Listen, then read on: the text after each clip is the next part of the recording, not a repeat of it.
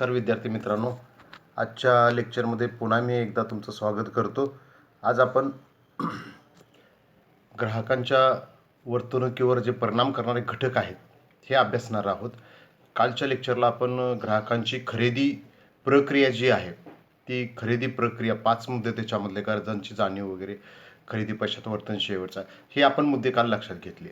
आता ग्राहकाच्या वर्तनावर परिणाम करणारे घटक जे आहेत हे ठरवणं केवळ आणि केवळ अशक्य आहे, कारण कोणतीही गोष्ट खरेदी निर्णयावरती परिणाम करू शकते. परिणाम हा अनुकूल किंवा प्रतिकूल दोन्ही असू शकतो. म्हणजे खरेदी करणार नव्हता तो खरेदी करायला लागला आणि खरेदी करणार होता तर खरेदी करणार नाही, हा फरक होतो. म्हणजे खरेदी निर्णयावर परिणाम करणारा घटक म्हणजे याच्या आपल्यामध्ये महत्त्वाचं काय लक्षात घ्यायचं आहे, तर तो खरेदी करण्यासाठी अनुकूल आहे का प्रतिकूल आहे, तयार आहे का नाही, आणि कशामुळे तयार होतो आणि कशामुळे होत नाही वगैरे, हे सगळे मुद्दे जे आहेत हे याच्यामध्ये खूप महत्त्वाचे आहेत. याच्यामधला पहिला जो घटक आहे, आपण आर्थिक घटक त्याच्यामध्ये केलेले आहेत. आता कुटुंबाचं उत्पन्न आहे.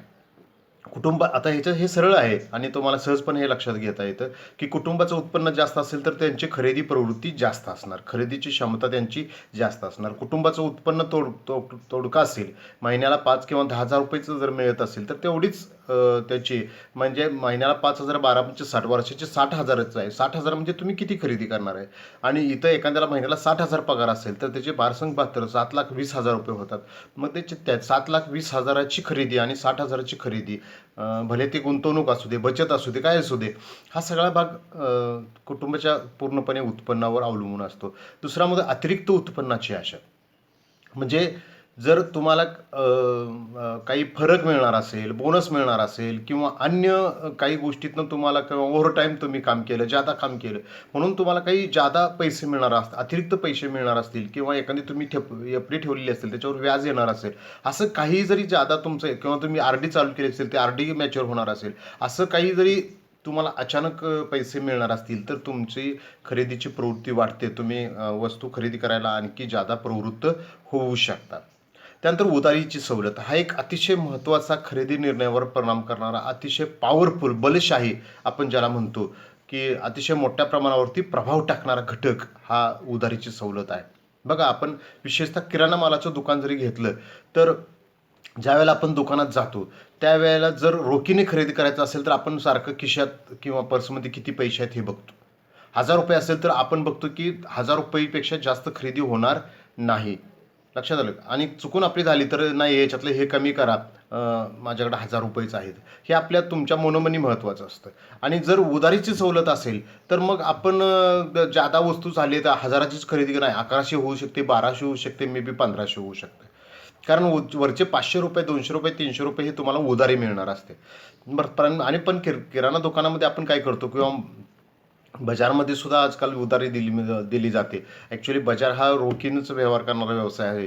पण तरीसुद्धा तिथेही सवलतीमध्ये महिन्याची काही खाती असतात की आपण मागचं बिल किती आहे तर 10,000 रुपये, मग किंवा 5,000 रुपये, 2,000 रुपये, त्यातले काही आपण रक्कम देतो आणि ह्या वेळेची खरेदी करत असतो.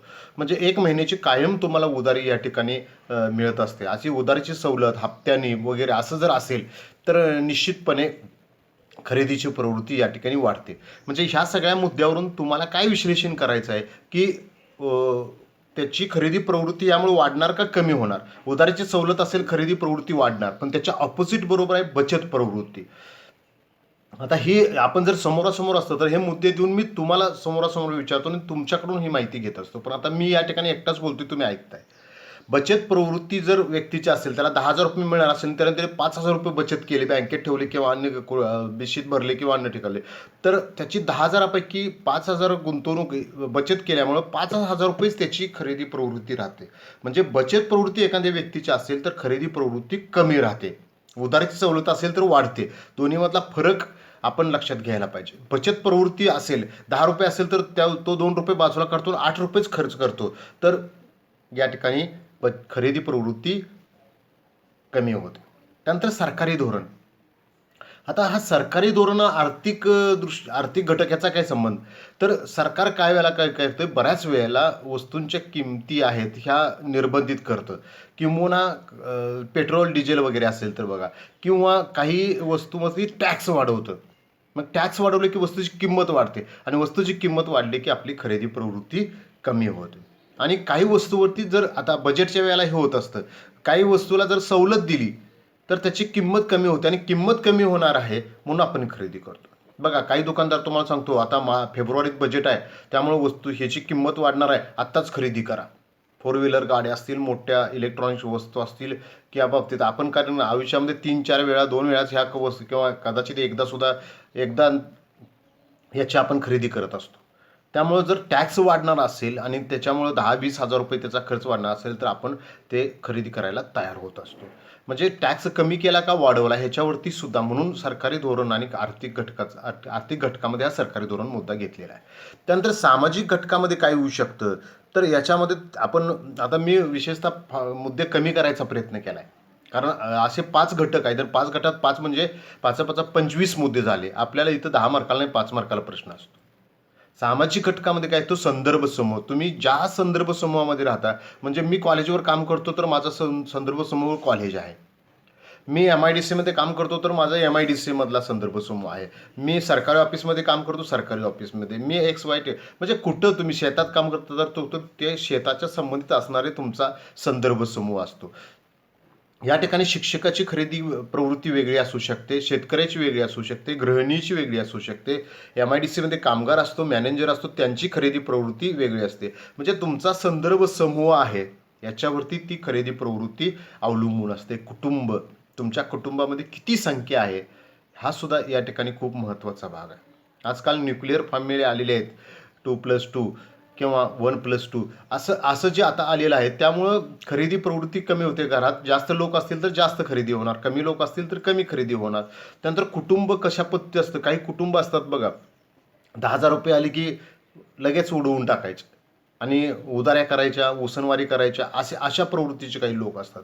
तो सुद्धा या ठिकाणी खूप मोठा इम्पॅक्ट असू शकतो. पण काही कुटुंब असतात की बॅलन्स्ड राहतात, तेवढंच बाबा भविष्यासाठी राखीव निधी आहे, बचत आहे, तेवढीच खर्च आहे, मर्यादित आहे, चैनी करायची पण त्याला लिमिट आहे. हे जर कुटुंबामध्ये तुमच्या कुटुंबाची कशा पद्धतीनं सगळी रचना आहे त्याच्यावरती ते अवलंबून असतं. भूमिका व प्रतिष्ठा, आता एकच व्यक्ती असतो पहा, समजा तो घरात कर्ता पुरुष असतो, घरात सुद्धा तो पत्नीचा पती असतो, त्याच्या आईचा मुलगा असतो किंवा त्यांच्या मुलांचा वडील असतो.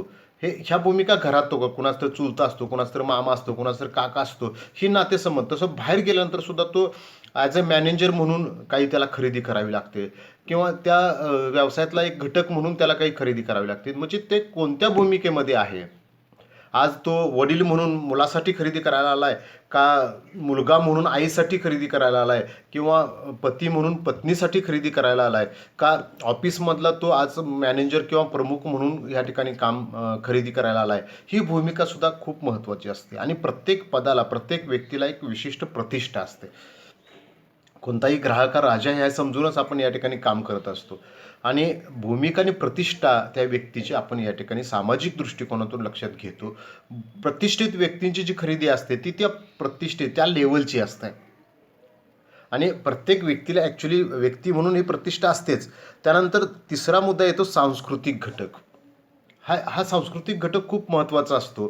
संस्कृती, आपली संस्कृती कशा स्वरूपाची आहे, म्हणजे भारतीय संस्कृती, त्यानंतर पश्चिम महाराष्ट्रातली संस्कृती, त्यानंतर हिंदू संस्कृती, मुस्लिम संस्कृती, जैन, ह्या सगळ्या वेगळ्या प्रकारच्या धर्म आले, संस्कृती आल्या. आणि मग अमेरिकन संस्कृती कशी आहे, चीनची संस्कृती कशी आहे, जपानची संस्कृती कशी आहे, त्या ठिकाणच्या. आता कसं आहे, आपल्याला जग ही एक बाजारपेठ असते, त्यामुळे प्रत्येक ठिकाणची संस्कृती लक्षात घेऊन, किंवा संस्कृतीच नाही तर दुसरा मुद्दा उपसंस्कृती आहे. आपली हिंदू संस्कृती आहे पण त्याच्यामध्ये तुम्ही मराठा असाल, तुम्ही अन्य वेगवेगळ्या प्रकारच्या जाती धर्माचे असाल तर त्याच्यानुसार तुमची खरेदीची प्रवृत्ती ही सुद्धा वेगवेगळी होत असते. त्यानंतर सामाजिक वर्ग, म्हणजे याच्यामध्ये सामाजिक वर्गामध्ये आपण असं लक्षात घेतो की गरीब आहे, मध्यम आहे, श्रीमंत आहे, गर्भ श्रीमंत आहे. माझी श्रीमंताची व्याख्या काय आहे की तो जगातली कोणतीही वस्तू कधीही कधीही तो खरेदी करू शकतो, एवढी त्याची आर्थिक क्षमता असते. जगातली कोणतीही वस्तू, त्याला मी श्रीमंत मानतो. आपल्याकडं काही लोक श्रीमंतीचा आणतात पण तसं आहे का, नाही. तुमचे एक लगेच कसं असतं, प्रत्येक गोष्टीचं सोंग घेता येतं पण माझ्याकडे पैसे आहेत त्या गोष्टीचं सोंग घेता येत नाही. कारण ते जर सिद्ध करावं लागलं तर आपलं सगळ्या गोष्टी उघड्या पडतात. त्यामुळे पैशाचं सोंग घेता येत नाही. बाकी सगळ्या गोष्टीचं तुम्ही, मी श्रीमंत आहे, मी असा आहे, तुम्ही सोंग घ्याल. पण ज्यावेळेला ते प्रदर्शन करायची वेळ येईल, सिद्ध करायची वेळ येईल, त्यावेळेला तुम्ही उघडे पडलेला असाल. त्यामुळं हे समाजामध्ये जे वर्ग आहेत, गरीब, श्रीमंत, अतिगरीब, दारिद्र्य रेषेखालील, ह्या वर्गाच्या सुद्धा त्या वर्गानुसार त्याची खरेदी प्रवृत्ती कमी जास्त असू शकते. आता हे सगळं झालं आर्थिक, सामाजिक, सांस्कृतिक. हे आपल्याला लगेच कळतं, डायरेक्ट इनडायरेक्ट. पण हा जो चौथा घटक आहे, मानसिक घटक, हा विद्यार्थी मित्रांनो खूप महत्त्वाचा आणि वेगळा आहे. याच्यामध्ये पहिला आहे जो अभिप्रेरणा, म्हणजे स्वतःची प्रेरणा, क्रय प्रेरणा. हे अनेक वेळा आपल्या ह्याच्यातून गेलेलं आहे. म्हणजे मोटिवेशन. काही गोष्टी तुम्हाला मोटिवेट करतात किंवा खरेदी करायला प्रोत्साहित करतात. जाहिरात हा घटक तुम्हाला काय तुमच्या मनावरती इम्पॅक्ट करतो. म्हणजे हे पाऊंड्स आहे किंवा आता फेअर अँड लवलीचं त्यांनी नाव बदललं. म्हणजे हे जे आहे करून तुमच्याकडे इम्पॅक्ट करतात. किंवा पॅराशूट तेल असेल, म्हणजे सौंदर्य प्रसाधनाचे साबणं असतील वगैरे, पेस्ट असेल, हे तुमच्यावरती मोठा प्रभाव टाकतात आणि तुम्हाला मोटिवेट करतात, उत्साहित करतात, खरेदी करायला प्रवृत्त करतात. त्यानंतर दुसरा हा जो मुद्दा आहे ना, म्हणजे हे जे 3-4 मुद्दे जे आहेत ना, हे जसे बाजारपेठ, ग्राहक, विपणन याच्याशी संबंधित आहेत, तसं आपल्या रोजच्या दैनंदिन जीवनामध्ये सुद्धा खूप खूप विद्यार्थी मित्रांनो महत्त्वाचे आहेत. परसेप्शन म्हणजे बोध.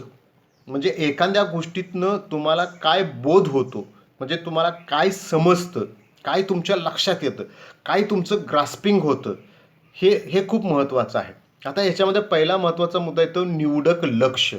आता निवडक लक्ष म्हणजे काय? ज्यावेळेला आता हे सगळं तुम्ही जे आता माझं व्हिडिओ लेक्चर बघताय आणि ऐकताय, ह्याच्या वेळेला तुम्ही माझं सगळंच्या सगळं लेक्चर शांतपणे ऐकलं, मन मी धन्यवाद मानतो, बरोबर आहे. परंतु ह्यातलं तुमच्या वेळा टेलिव्हिजनची स्क्रीन असते किंवा ही आता तुमच्यासमोर जी स्क्रीन आहे, ह्या सगळ्या गोष्टीवरती एका वेळेला तुम्ही लक्ष देऊ शकत नाही. तुम्ही पहिला शब्द वाचता वरून सुरू केला तर ग्राहकांच्या, परत खरेदी, परत निर्णयावर परिणाम करणारे घटक, हे स्पीडमध्ये तुम्ही बघत जाता. पण एका वेळेला काय बघत असता, एक फ्रॅक्शनला काय बघत असता, ग्राहकांच्या. त्यावेळेला तुमचा शेवटचा घटक हा शब्द तुमच्याकडे लक्ष गेलं असतं का? नाही. काही फ्रॅक्शन त्याच्यामध्ये असं असतो की त्याच्यामध्ये तुम्ही तेवढं, म्हणजे टेलिव्हिजनची स्क्रीन आहे, तिथं निसर्ग आहे, तिथं हिरोईन आहे, गाणं म्हणतायत, हे होतं, हे सगळं तुम्ही क्रमाक्रमाने लक्षात घेता. एका वेळेला सगळं बघू शकता. एका वेळेला स्क्रीन आहे, पण तुम्ही वरून खालीपर्यंत बघत येतात. हे काही म्हणजे सेकंदातल्या 100व्या भागात होऊ शकतं, पण ते टप्प्याटप्प्याने होत असतं, लक्षात घ्या.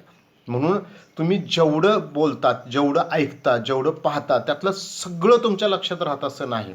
तुमचं काही निवडकच तुमच्या लक्षामध्ये राहतं. किंवा लक्षात राहणं हा बाजूला वेगळा भाग आहे. तुम्ही एका वेळेला काहीच गोष्टी बघू शकता, सगळ्या बघू शकत नाही. टप्प्याटप्प्याने तुम्ही, म्हणजे एकामागं एक तुम्ही बघायला जातात. ही जी एकामागे बघण्याची प्रोसेस आहे ना, ही काही सेकंदातल्या काही भागामध्ये होऊ शकते. हे मी जे सांगतोय ते बघा, लक्षात येतंय का महत्त्वाचं. आणि जसं तुम्ही त्यातलं निवडक बघू शकता, आता त्यातली एखादी तुम्हाला गोष्ट जर आवडली तर तुमची नजर तिथंच स्थिर होते, त्यातल्या दुसऱ्या भागाकडे जात नाही. काही सेकंद तिथं राहते आणि तुम्हाला जोपर्यंत आवडतंय आणि तुम्ही ते पूर्ण बघून घेत नाही, तोपर्यंत तुमचं लक्ष दुसरीकडे जात नाही. त्याला निवडक लक्ष म्हणतात. आणि निवडक विपर्यास म्हणजे काय, तर त्याच्यातून तुम्ही बघत असताना काय तुम्हाला ग्रास्प झालं, काय समजलं, काय लक्षात आलं, त्या पद्धतीने काय करता, तुम्ही त्याचा अर्थ लावता. हं. पोलूसमध्ये एकदा एक ॲक्सिडेंट झाला. जुन्या स्टँडवरती एक मोठं झाड होतं आणि पहाटेच्या वेळेला, त्यावेळेला वाळूचे ट्रक असायचे. एक वाळूचा ट्रक, ड्रायव्हरचे काहीतरी झोप लागल्याचा डोळा, एकदम त्या झाडावर जाऊन असला. निम्मा ट्रक त्याच्यामध्ये घुसला होता, त्या झाडामध्ये. एक पोलूसमधला व्यक्ती आला, चारही बाजून फिरून बघितलं आणि म्हणाला, 1 नंबर काम झालं. आसपासचे लोक चालले, ते म्हणले, अरे ॲक्सिडेंट झाला, एवढं नुकसान झालं, 1 नंबरचं काम काय झालं? तर तो म्हणला, कोणाला काहीही जखम झाली नाही, कोणाला काही इजा झाली नाही. म्हणजे तुमच्या डोक्यामध्ये काय चाललं होतं, किती गाडीचं नुकसान झाले, और कसं हे सगळं झालं असेल. तर त्याचं अंडरस्टँडिंग काय पहा की हा जो भाग होता तो हा क्लीनर बाजूला होता आणि किन्नर नव्हता त्या दिवशी, तर फक्त ड्रायव्हर होता. ड्रायव्हरच्या बाजूचा भाग सेफ आहे, त्यामुळे कुणालाही इजा झाली नाही. त्यानं बघण्याचा हेतू काय आहे की बाबा मनुष्य प्राण्याला कुणाला हानी झाली का, हे जे भौतिक वस्तू आहे, ट्रक काय आज गेला उद्या तुम्ही नवीन घेऊ शकता, पण मनुष्य गेला तर तो परत आणता येत नाही. त्याला तुम्ही दोष देऊ शकत नाही. त्याची बघण्याची किंवा त्याच्यातलं समजून घेण्याची, त्याची ग्रास्प करण्याची पद्धत वेगळी आहे. ते त्याला त्यात महत्त्वाचं वाटलं, तुम्हाला त्यात झालेलं नुकसान जास्त वाटलं. मग ॲक्सिडेंट झाल्यानंतर आपण काय म्हणतो, हां इकडून आलं तर त्याची चूक आहे. तसंच पलीकडच्या बाजूला काय 4 जण उभं राहते, काय म्हणतात ह्याची चूक आहे. तुमच्यासारखा तटस्थ असला तर तो म्हणतो दोघांची चूक नाही, रस्त्याची चूक आहे. काय जण फारच बौद्धिक विचार करणार असतो, काय म्हणणार रस्त्याची चूक नाही, दोघांची चूक नाही, वेळ वाईट होती. आज बघा अमावस्या होती, बरोबर रात्री 12 वाजता ॲक्सिडेंट झाला. जरा जर वेळ पुढं मागं झाली असती तर काळ आला नसता. वेळ आलती, काळ आला नव्हता, काळ आलता, वेळ आली नव्हती. हे प्रत्येकाचा अंडरस्टँडिंग वेगवेगळा आहे. त्याला विपर्यास म्हणतात. आणि त्यातला पुढचा बघा निवडक स्मरण. निवडक स्मरण म्हणजे लक्षात ठेवणं, मेमरी. आता आज जे तुम्ही माझं लेक्चर ऐकताय ह्यातलं सगळं काही लक्षात राहत नाही. तुम्ही जे काही आत लक्षात घेतलं, मेमरीत ठेवण्याचा प्रयत्न केला, तेवढंच लक्षात राहतं, बाकीचं विसरून जातं. कालच्या लेक्चरमध्ये तुमच्या किती लक्षात आहे, आणि ते आठवावं म्हणून मी सुरुवातीला रिव्ह्यू घेत असतो, आणि लेक्चर झाल्यानंतर पुन्हा मी रिमाइंड करत असतो की तुम्हाला ते मुद्दे पुन्हा लक्षात यावेत. हे परसेप्शन बघा सगळ्यात महत्त्वाचं असते. आपल्या आयुष्यात सुद्धा हे सगळ्यात गोष्टीमध्ये आहे. निवडक लक्ष, निवडक विपर्यास, निवडक स्मरण. आपण एखाद्या आनंदाच्या गोष्टीचे फोटो काढून ठेवतो, पुन्हा बघितलं की आपल्याला तो प्रसंग आठवतो. पण एखादी दुःखद घटना बघा विसरत नाही, कारण आम्ही त्याच्यावरती मानसिकदृष्ट्या खूप खूप खूप विचार केला असतो. सगळं त्याचं स्कॅनिंग केलेलं असतं, ऑपरेशन केलेलं असतं. हे असं तसं, त्यानं असं केलं, हिनं असं केलं, असं होतं तसं होतं, इतकं त्याच्यावरती विचार केलेला असतो, ते विसरत नाही. आणि आनंदाची गोष्ट तुम्ही लक्षात ठेवण्यासाठी प्रयत्न केला नसतो. चांगलं का झालं ह्याचा विचार केला नसतो. कोणी काय मदत केल्यामुळे चांगलं झालं ह्याचा आपण विचार करत नसतो. त्यामुळे त्याचा फोटो काढून आठवून ठेवावे लागते. फरक आहे नाही. पुढचा म्हणता शिकण्याची क्रिया. प्रत्येक गोष्टीतनं आपण शिकत असतो, प्रत्येक वेळेतनं शिकत असतो, प्रत्येक परिस्थितीतनं शिकत असतो, प्रत्येक व्यक्तीकडून शिकत असतो, प्रत्येक ठिकाणाहून शिकत असतो. तुम्ही एखाद्या ठिकाणाला चाललाय, बसमधून चाललाय, काय तुम्ही पाहताय बाहेर, काय लक्षात घेताय, तुम्हाला काय समजतंय, तुम्ही चित्रपट पाहताय, काय पाहताय, त्याच्यातलं काय समजताय, काय तुम्हाला मनोरंजन मिळतंय, काय त्यातनं ज्ञान मिळतंय, काय तुमची बौद्धिक क्षमता त्यातनं डेव्हलप होते. तुम्ही क्रिकेट खेळताय, काय त्यातनं तुम्हाला समाधान मिळतंय, काय शिकताय तुम्ही त्याच्यात. क्रिकेट खेळायला शिकताय. शिकण्याचे प्रत्येक गोष्टीतनं आपण शिकत असतो. तसं विक्रय खरेदी वर्तणूक जी आहे त्याच्यावरती तो व्यक्ती किती शिकतोय, किती शिकलेला आहे, किती माहिती घेतोय, किती किमती वस्तू दर्जा याबद्दल माहिती घेतोय, त्याच्यावरती त्याची खरेदी प्रवृत्ती अवलंबून असते. धारणा आणि प्रवृत्ती. धारणा झाले ते धारणा व प्रवृत्ती. म्हणजे एखाद्या गोष्टीबद्दल आपली काय धारणा असते बघा. आपण काय वेळेला म्हणतो हे होणं शक्य नाही, अशी धारणा का झाली तुमची, का तर ह्याला बघा एक शब्द मी सांगतो, पूर्वग्रह दूषित. आपण काही ग्रह हे पूर्वीचेच दूषित करून ठेवलेले असतात, हे असंच होणार नाही. अरे परिस्थिती बदललेली, आपण संभाव्य दृष्टिकोन पाहिला ना. तुम्ही कशावरून ठरवता, व्यक्ती सुद्धा हा काय मूर्खासा होतो, अरे पण आत्ता कसा मूर्खासारखं वागेल हे कशावरून, हा शहाण्यासारखा वागतो पण आत्ता शहाण्यासारखं वागेल कशावरून. प्रत्येक वेळेच्या परिस्थिती वेगवेगळ्या असतात. धारणा आपल्याला ठेवावी लागते आणि त्याच्यामध्ये परिस्थितीची जाणीव खूप असावी लागते. ही मानसिक गोष्ट आहे आपल्या लक्षात.